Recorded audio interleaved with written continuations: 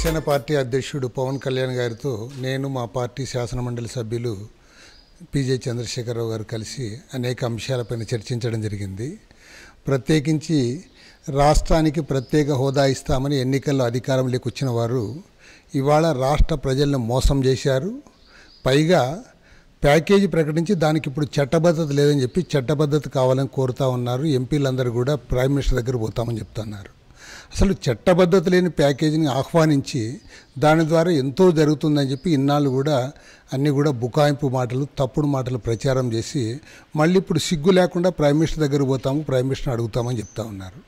పక్కాగా రాష్ట్రంలో ఉన్న తెలుగుదేశం బీజేపీ ఎంపీలు ఈ రాష్ట్రానికి మోసం చేశారు, అన్యాయం చేశారు.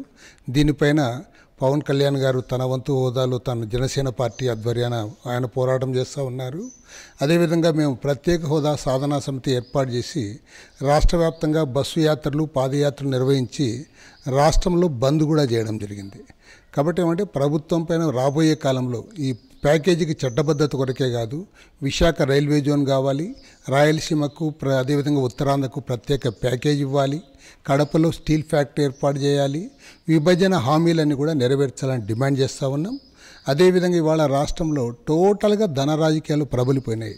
డబ్బున్నవాడే ఎమ్మెల్యే, డబ్బున్నవాడే ఎంపీ, కోట్ల రూపాయలు ఉన్నవాడు మాత్రం ఇవాళ ప్రజాప్రతినిధి కాగలడనే ఒక పరిస్థితిని తెచ్చిపెట్టారు. దాన్ని పోగొట్టాలని చెప్పి కూడా అనుకుంటా ఉన్నాం.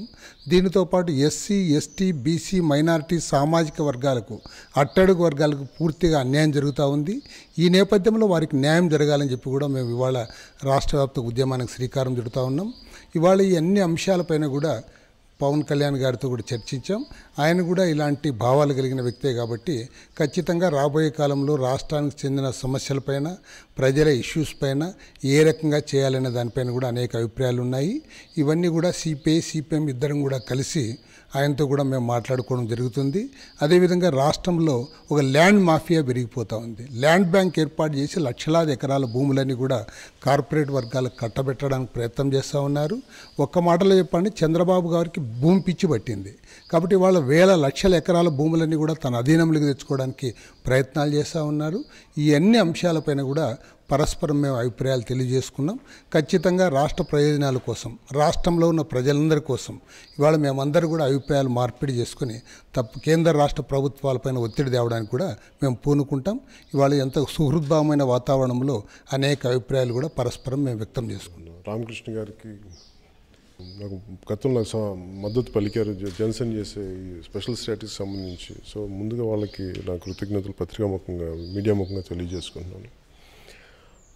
ముఖ్యంగా రాష్ట్ర ప్రయోజనాలు దెబ్బతింటున్నప్పుడు ఏ హామీలు అయితే ఇచ్చారో కేంద్ర ప్రభుత్వం కానీ తెలుగుదేశం ప్రభుత్వం కానీ వాటిని